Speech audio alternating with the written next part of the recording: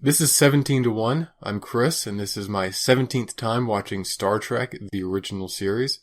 And I'm Derek, and this is my first time going through Star Trek, the original series. And we're watching every episode on Netflix, and this episode is This Side of Paradise. You ready? Yep. 3, 2, 1, engage. Now, I talk about DC Fontana sometimes. She did not write this episode. She rewrote this episode. Interesting. So who wrote it initially? I think it's a guy named Stoll, Jerry Stoll. And I believe he challenged her to rewrite it. And she's like some sort of drunken bet with the devil kind of thing?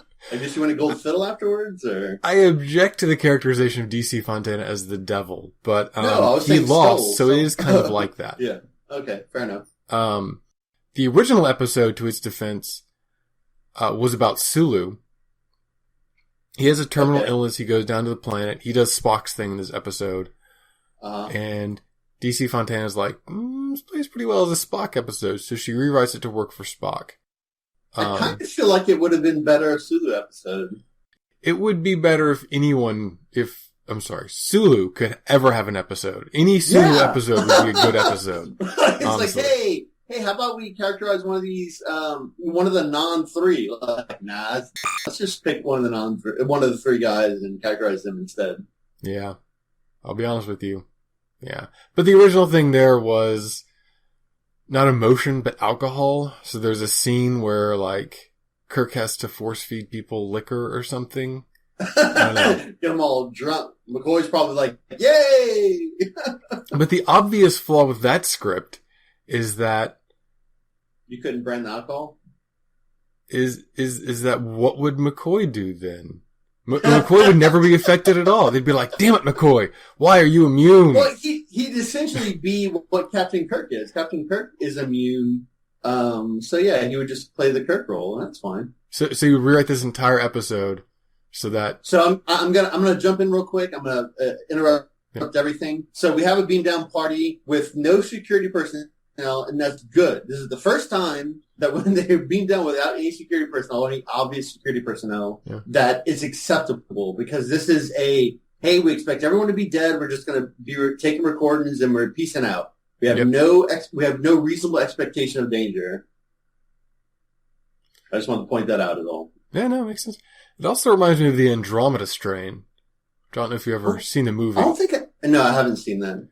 So, one, these jumpsuits. This dude looked creepy as like he has like this like, hi, I'm a suspect character. I'm sorry, you've interrupted our creepy cult rituals. Yeah. You wish to say, have a jumpsuit. Yeah, that's how we recognize everyone here. We don't really do good with like faces or hair color or anything like that. We have to put people in jumpsuits, that way we know they belong. Yeah, well, I'll be honest with you. In Star Trek, it is easy to lose track of some of these people. Unless they're really distinctive, you're like, you could have the same extra in every scene, in every episode, and I would not notice them being the same. Yeah, and it kind of touches on the earlier point of they seem to have this. Only certain people get characterization and thus are memorable. So that's why you never really get like, hey, that memorable engineering crewman that's, up and coming kind of jazz. Like, you never get that type of thing. Yeah, well, I mean, you occasionally get that. I mean, Kevin Riley is a very memorable character. Who?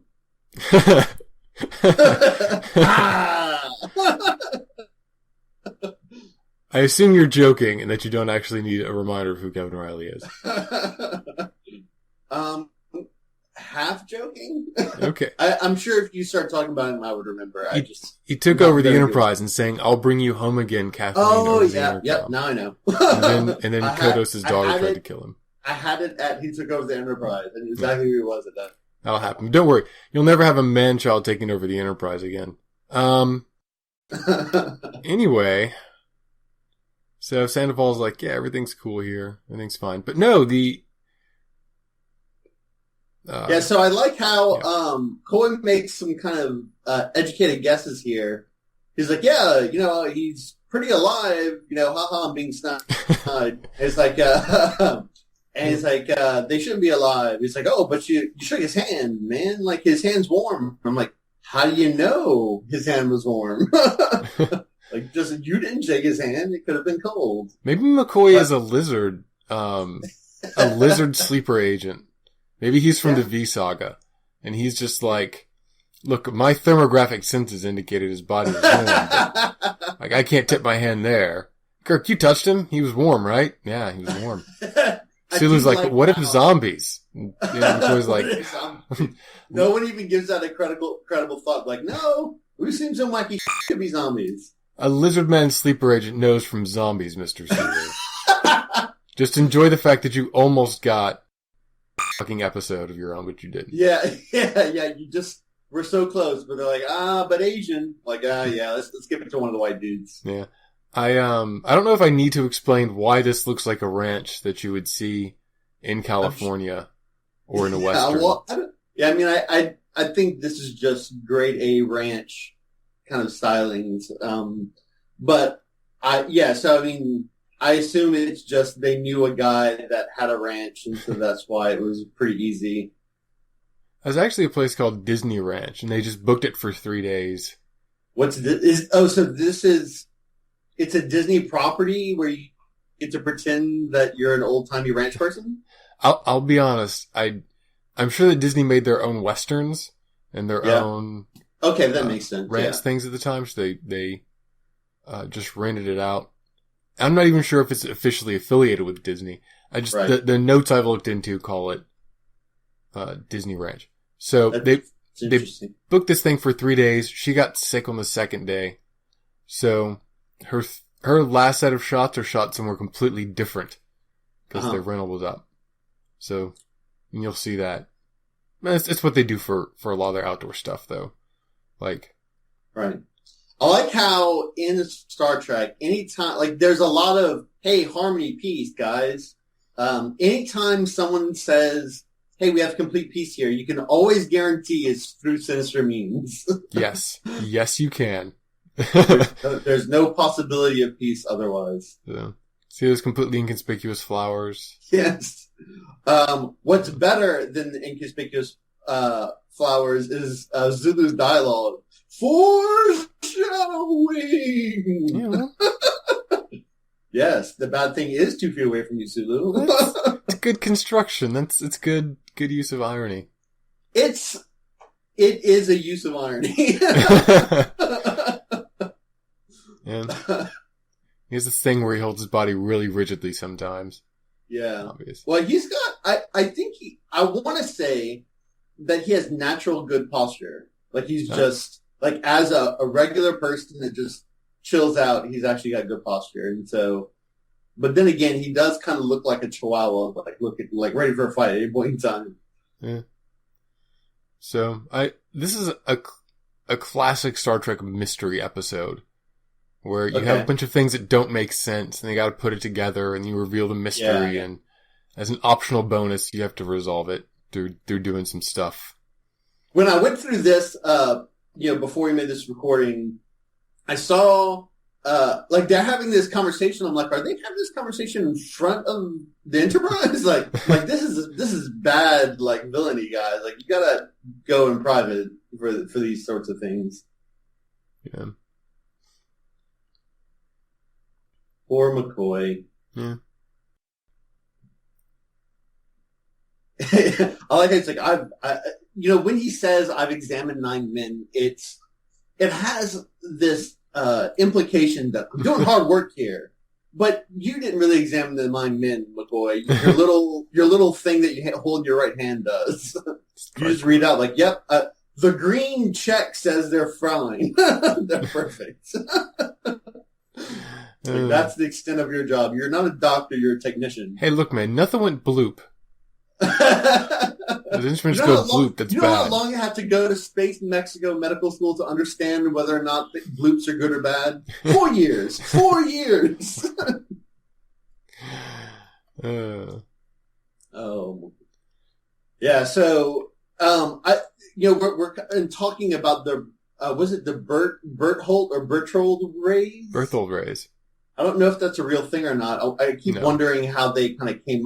That's kind of a good convention for Star Trek writers that any discoveries are usually named after a person. So it's really just random name generator plus actual phenomenon equals thing they're dealing with in this episode. Yeah.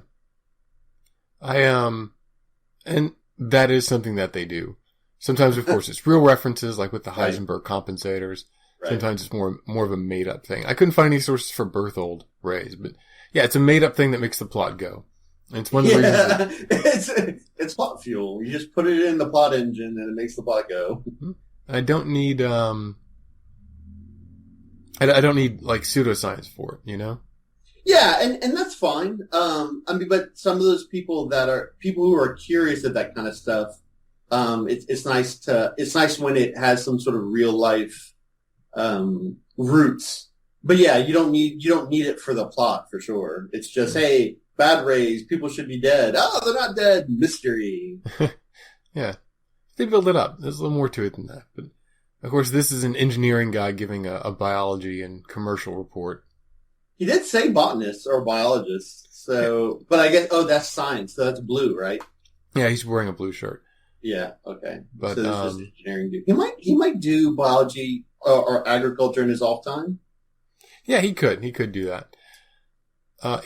We've seen him before. He was also on the group that was dealing with Trelane. Okay. On Trelane's planet, and he is in one more episode.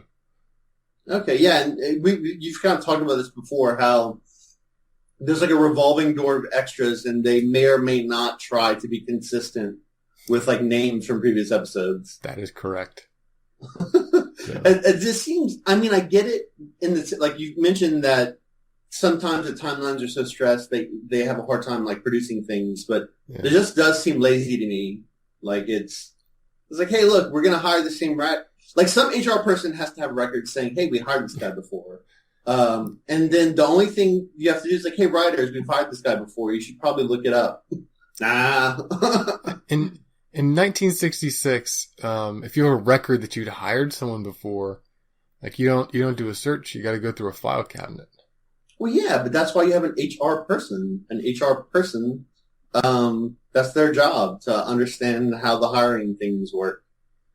But to their defense, most big corporations or most big anythings are hugely siloed, and so departments don't intercommunicate well. That is correct. So that is probably why nobody really made those kind of connections until, I don't know, computers happened, I guess. And even then, not even. But this does raise a lot of questions about Spock's romantic past. He doesn't get a lot of that, as much as Kirk. Well, I mean, he shouldn't. He's a biological robot. Like, the fact that we're alluding to like, like he says, emotions elude me. I'm like, no, we've already established you have emotions. We've already established that you just suppress them, that they're not alien to you. Looking at this episode, I started wondering, what if Vulcans don't have emotion, but emotion is actually fuel for their space elf powers? Like, you have to burn emotions in order to do, like, mind melds or nerve pinches or anything like that. That might actually be... might be on something there. Yeah, because, like, it's like, I always am exemplary in, like, any knowledge I pursue, but to maintain that exemplariness, I have to burn emotion points. But who cares? Emotions are dumb.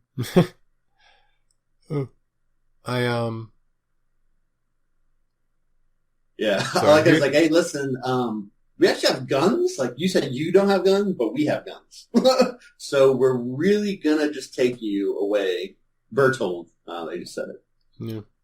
I like how Fungus Sandoval can't really, like, articulate, look, we don't know why we survived, but we're not leaving. Everything's fine. Go away. Well, he's even, like, dodging that question. Like, he's like, you're vegetarians. You didn't answer my question. Listen, you are worrying about silly things here.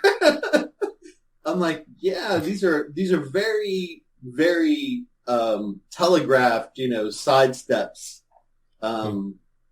But one thing about this actor here is when he says "will not leave," that's a very convincing. I'm uncomfortable with the situation. And I'm disengaging.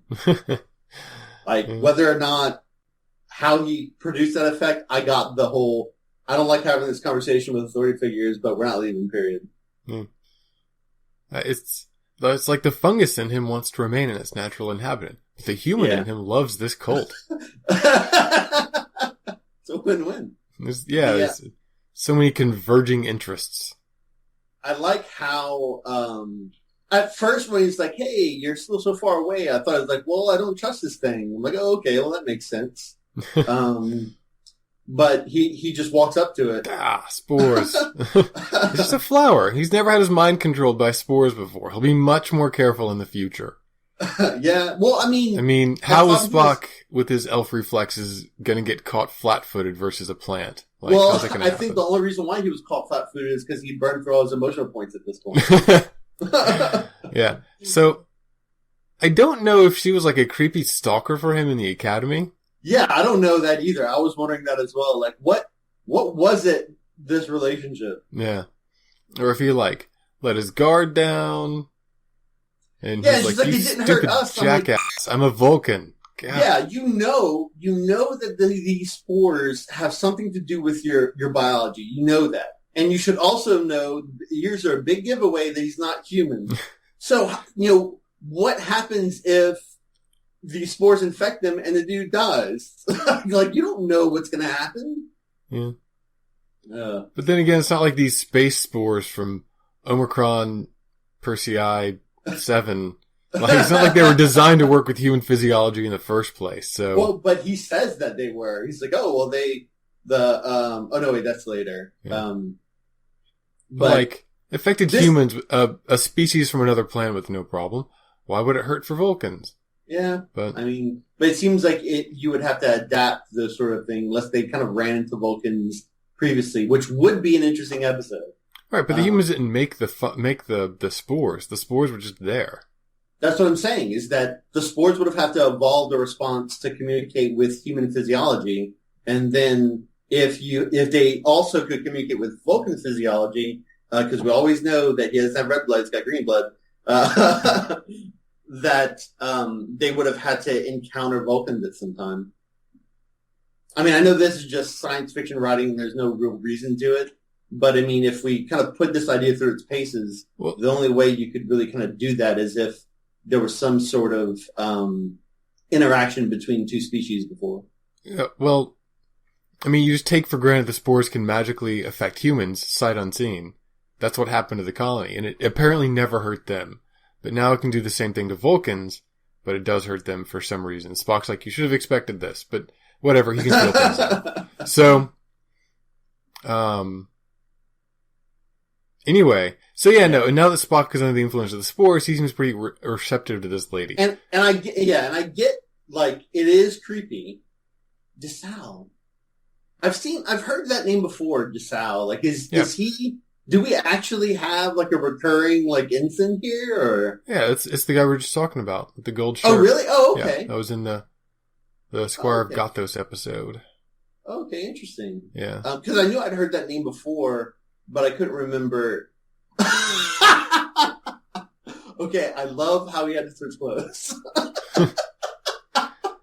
Dude, it is a cult. You gotta wear the cult clothes. He's like, listen, Spock, you can't go on loving me in those clothes. Please wear this drab olive jumpsuit. It's sort of a flattering olive drab jumpsuit, but still, it's not. So she had to have it somewhere. She either produced it like out of thin air, or it was like waiting. Like maybe the flowers produce these jumpsuits. I was gonna say, on a completely unrelated note, the trees grow jumpsuits. So, yeah, that's how. Yeah. And everyone just misses that. Yeah, so it's a biological, convergence where, well, there's not really much biochemical interchange here, but it just so happens that the trees that grow the cult jumpsuits thrive best around the spores that make cults. It's good for everybody.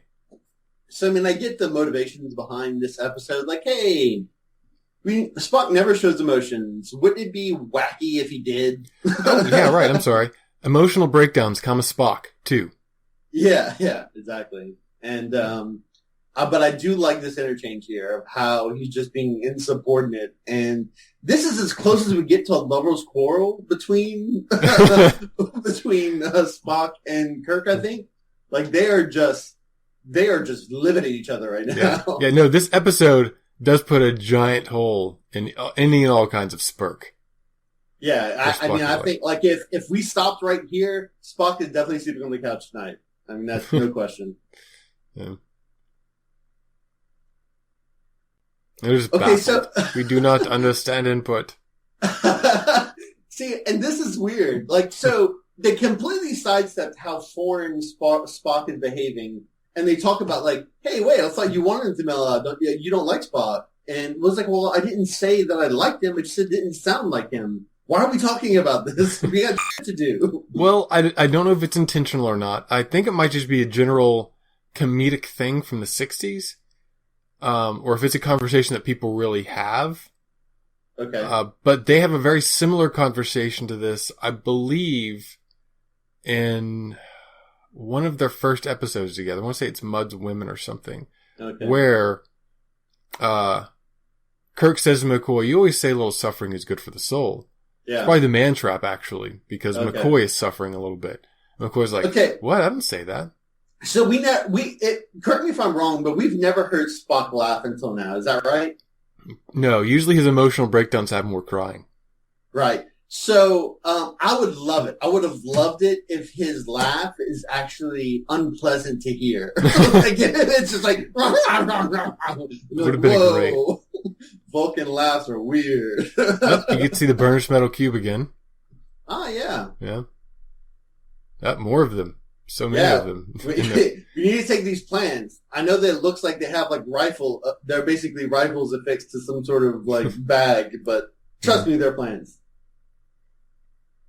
This was unscripted. Originally, it was just going to be them macking by a stream. They're like, well, what if it seemed a little poorly planned because he's hanging on this tree, but you can tell he doesn't have any direction because he's trying to like do stuff and then he doesn't do it, and then I think his arms get tired, and it's kind of weird. Yeah. But things are going bad quickly. Yeah. He's like, no, we're face to face, and I'm still being unsubordinate. Kirk's like, but you can't not do the thing. So I like how he's under arrest, and Spock's like, "Come with me." I'm like, "That's not how arrest works, Spock. You go with them. Not even remotely close. You're supposed to do what they say." And I also like how these flowers are arranged in firing squad configurations. Yeah. I like how Kirk is like, God, that's Constitution save.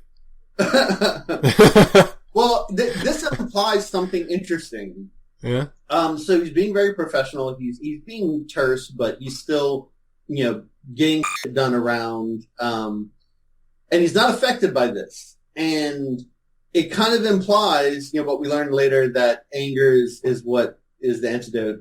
That he's been angry this whole time. Like he's been pissed off, and he just has to hide it because he's the captain. He's like, motherfuckers. That actually makes a lot of sense. I mean, this whole thing is blocked so that only Sulu and Blue Shirt over there are hit by the spores.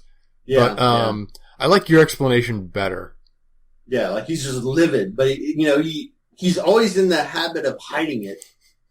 Oh fuck! I love this. I'm sorry. I absolutely fuck this vernacular. Like what? How? Either he's drunk right now, which is. Let's be real, it's McCoy, so this could be possible. Are you kidding? But he spent 20 minutes turning those plants into grain alcohol before the spores finally took effect. He just has some sort of natural ability to convert any plant matter into alcohol. Yeah. No, he set up a still. That's the first thing he did in Paradise. They have fruits. We definitely need some alcohol here. Yeah. And the whole time. We cannot have Paradise without my sour and brandy. That needs his go juice. And the plants the whole time are just shooting him with spores, trying to save their own asses. And he's like, Ooh, you'll be good. It's a fine julep. Yeah. And then, of course, Yeah, Uhura. Again, more dialogue for Uhura. She destroys the communication system beyond the ability of anyone but herself to repair. Yeah. And then she pieces out. And that's surprising. So I love that there's a plant here. I would have loved it better if that plant was in the captain's chair. I now control the Enterprise. Yeah.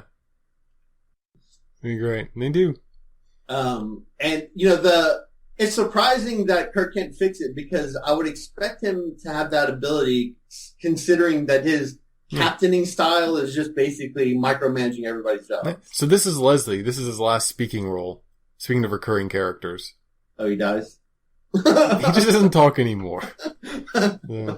Never talks ever. Yeah.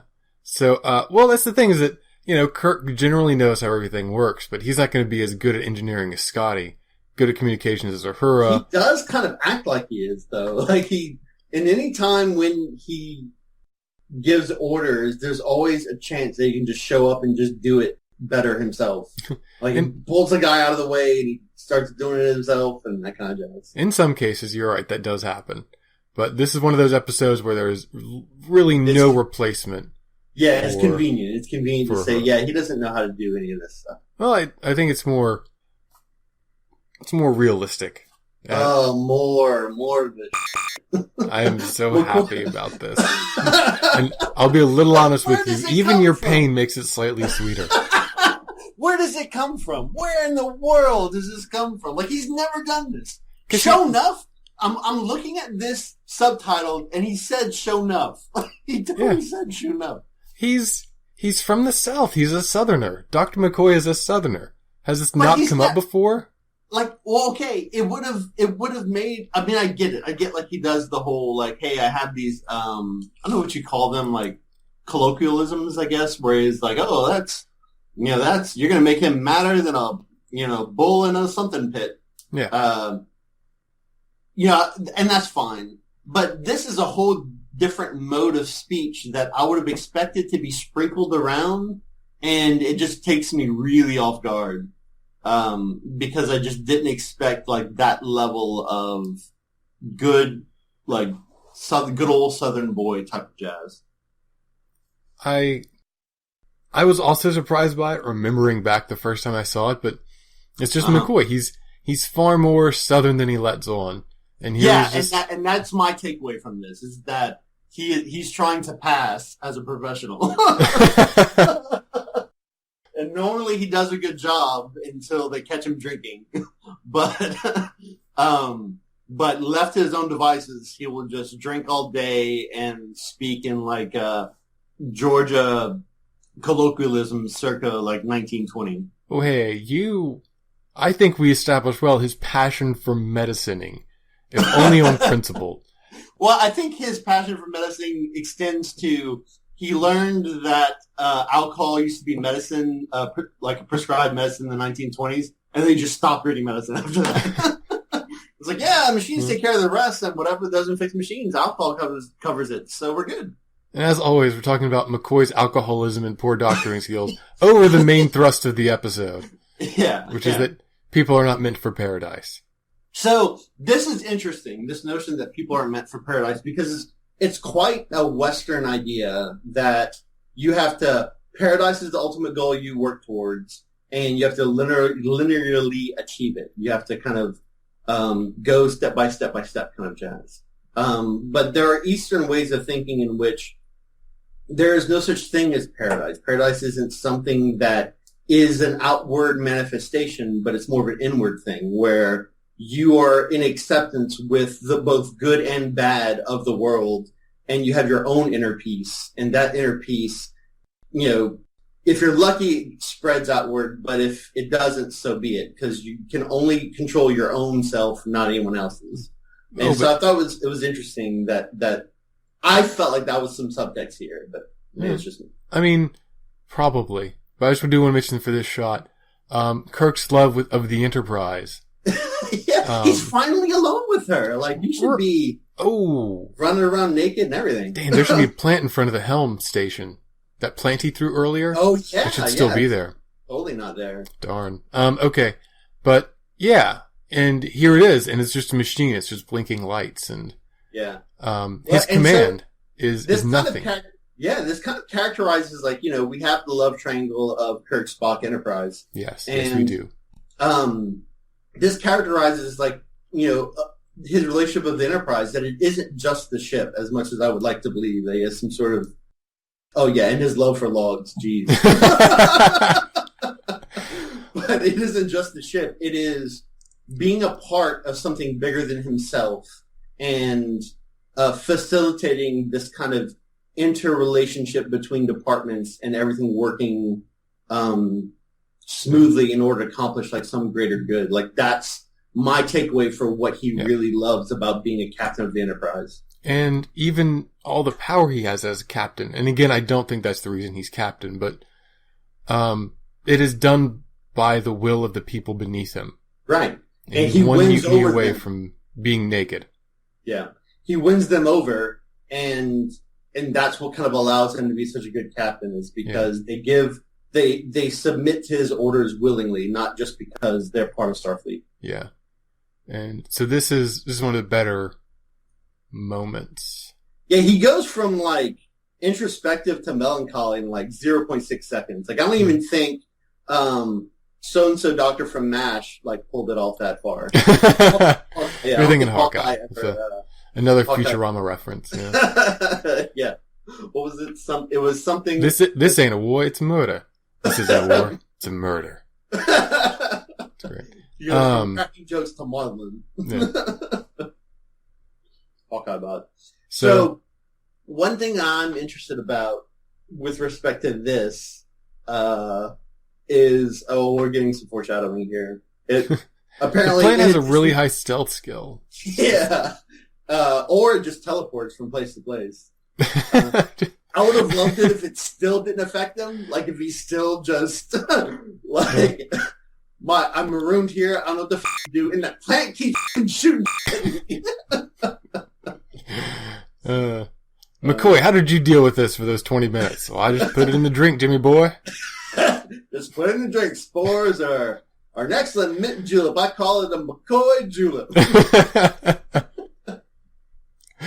That old McCoy medicine julep, blah, blah, blah, southern gelatin. It is interesting. We're talking about he's got that shirt, of course. He's got to have his captain's blouse. Yeah. Because, I mean, what are you going to do? What are you going to do without the captain's blouse? Obviously, this is someone's personal luggage they just brought to the set.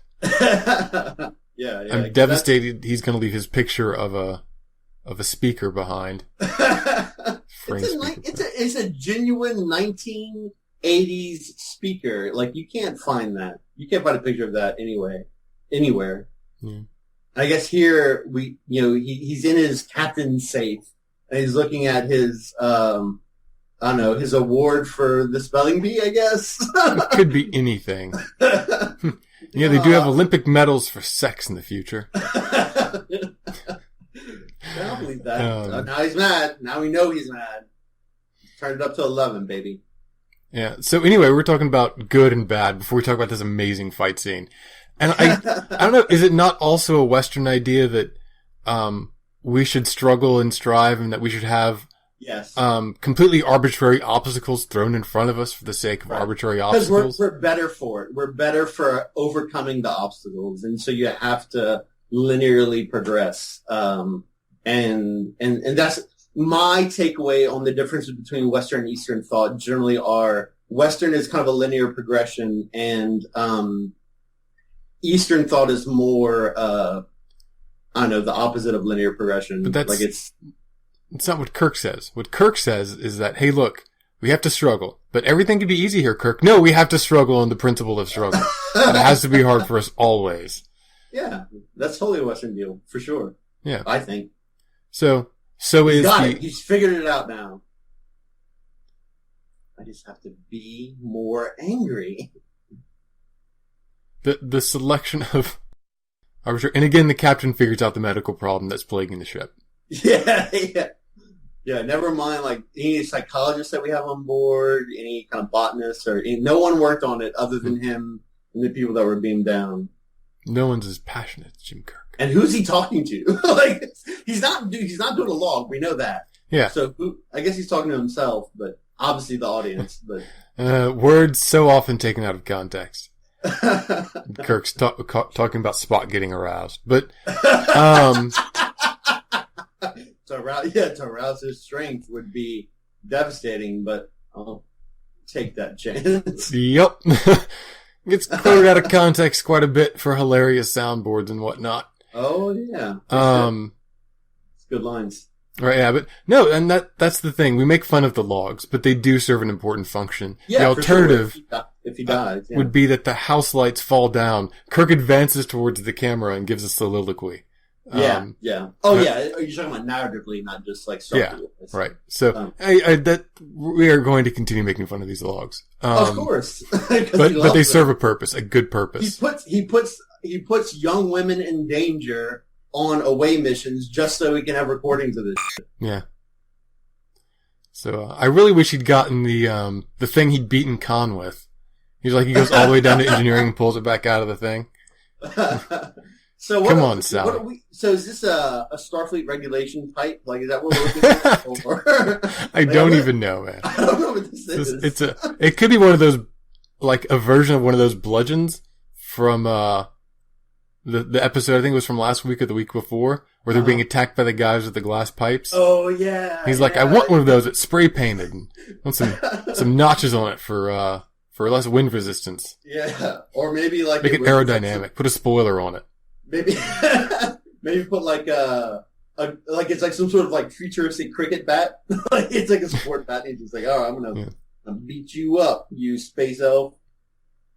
But yeah, he keeps calling them a computer, and I'm like, I know that's it just is such a weak.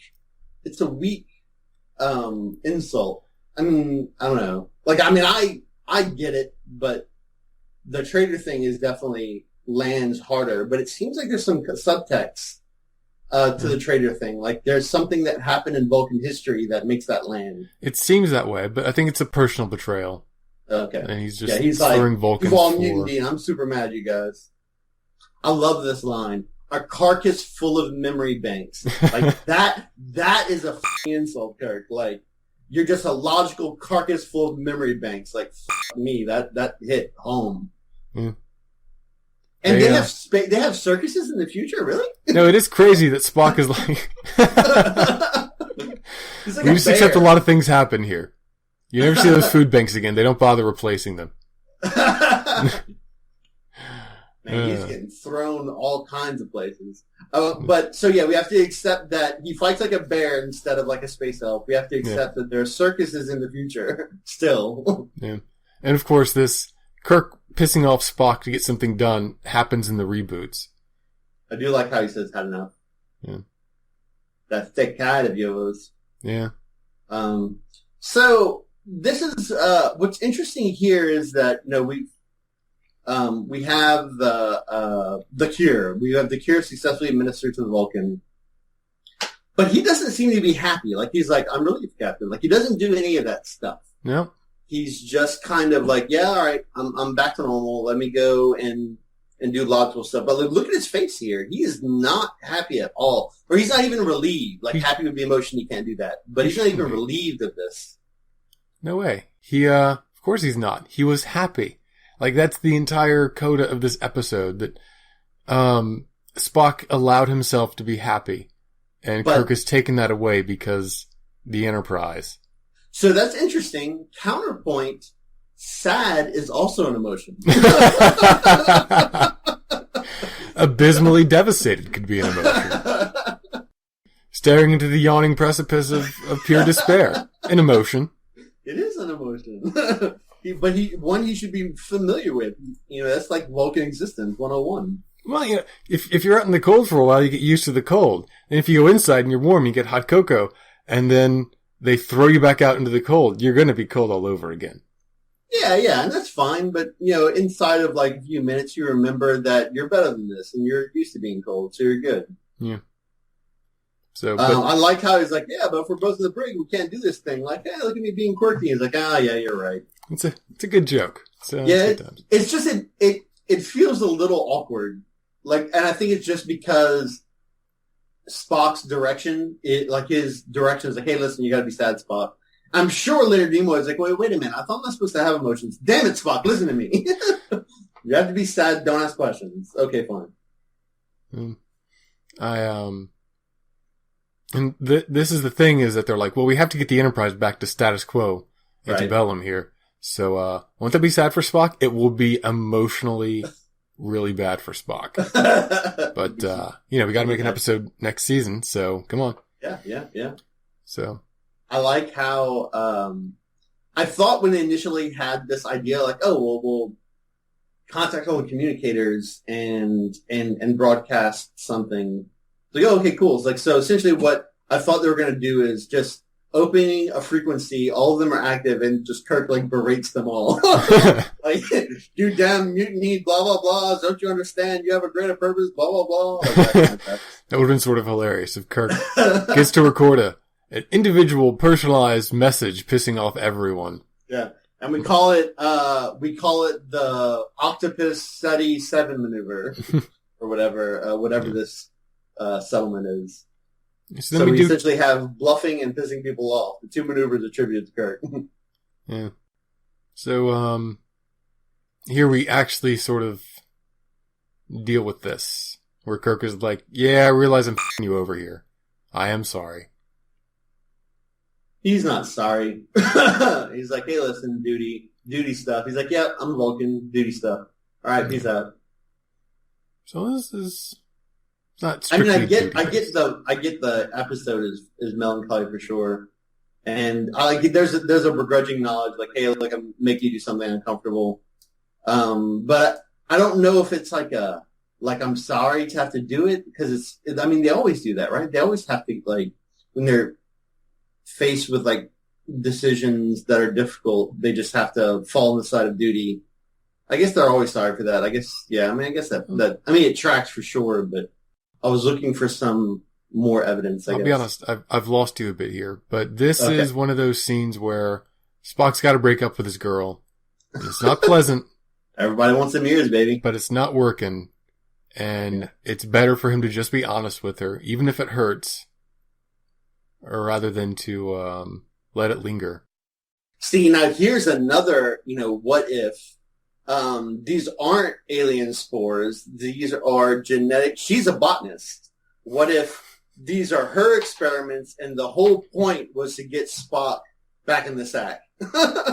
So this is like the Man Trap 2. This time it's Spock. Yeah, this time it's Spock. It's like, because when she first saw him, at first I was like, yeah, like it'd be funny if she was attracted to Spock, and she's like, hey, Mr. Spock. I'm like, oh shit, she's about to turn her seduction up to 11 on this dude.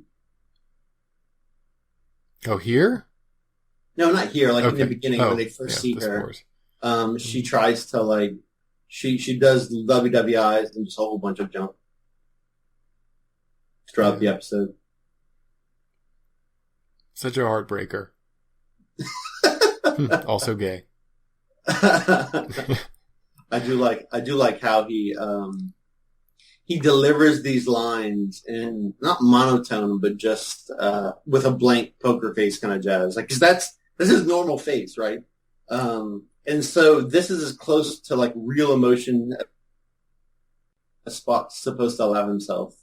Yeah. So even this breakup is, like, hard. Like if you look at it and you don't know anything about Spock and his emotional listener, it's like, wow, that dude's being a dick about this whole thing. But but you realize, like, through the context that he's like, no, this is as much as I can give you. This is actually who I am for real, yo. Yeah.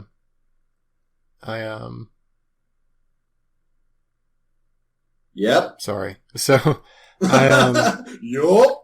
Yeah, and again, Leonard Nimoy probably a little underrated in terms of everything he's done with Spock. Yeah, I'd be willing to believe that. Because he has some fame with respect to this. But I don't. We've established I don't know much about Star Trek, but anything that's floated through popular culture and made its way to me has always been about Shatner. Yeah, but in a lot of respects, Leonard Nimoy is the one actor whose career wasn't ruined by this TV show.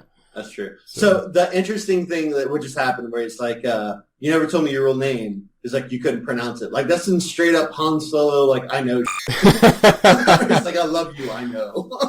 Like I got that same vibe, like you couldn't pronounce it. Like over you. I never looked at it that way. But no, it's sort of like I would tell you, but it wouldn't do any good. Yeah, like they're speaking in a different language but saying the same thing. Like it's Yeah. So wait, this is I thought that was the blue. Wait. No, we said he should have had a blue shirt. Oh, okay. Notice he doesn't get stunt doubles here when they're swinging shovels around. Yeah, that was rough. He like, I was expecting Zulu to take that shovel and like do a fencing kind of pose. Yeah. I mean, we've already established the dude knows his way around a saber. He does. Shovel ain't balanced for that. I did not like. I was so kind of. It's bad fight choreography, but it's good kind of action. And I didn't know why that dude fell, but I know he must have been tripped. But it just came out of left field. It was a leg sweep. It was good. Yeah, fine with it. I love how we have like I'm just getting ready to get drunk, man. Get my drink on. Like, the only thing we need here from McCoy is like he needs to be fishing of some kind. Like knowing there's no fish, he needs to be fishing. Okay, that would have actually put it over the top. And at this point, he's probably maintaining his drunk. Yeah, like just a little maintenance. Yeah. This is just keeping my buzz on. Uh-oh. By the way, speaking of doctors doing no harm. Yeah, he not only did he call a shot, he landed. Yeah, just don't with McCoy. Like, from the let South. him be a bad doctor, make fun of him behind his back, but never let him catch you. Just yeah, because like the last time his mind was kind of overtaken, he was like straight up like sleeper agent good at taking people down. It's like what is your backstory, McCoy? I'm saying I would not fuck with him. Yeah, no, it's a good way. It's a good way to live your life. Is not don't fuck with McCoy. Yeah. And so Sandoval's disappointed they couldn't have more exports. Yeah. So he's finally come out of his coma, basically, of like, wait, we're in a perfect society. Well, says Sandoval getting up from his knees, I guess we just need to get off this planet, burn all the evidence, stables, and then never talk about what happened here again, or creepy cults at all in general. Sounds good to me. All right, peace out. It does seem like what you're quoting is like some reg in the Starfleet manual. Like that sounds plausible, nay, probable. So the other thing that kind of I was disappointed that Kirk was like, "Hey, I get it. It's for the narrative purposes." But Kirk's like, "Hey, I'm marooned here, and I can't pilot by myself." I'm like, "You've taken so many gambles. Like, you wouldn't take the gamble of trying to pilot by yourself? Like, come on, Kirk. Like, you've put entire crews at risk. You don't think you could try?" But I was like, "All right, fine, whatever." But then it got me thinking, what is the minimum crew for the Enterprise? Like, what is the minimum amount of people you need to run this show?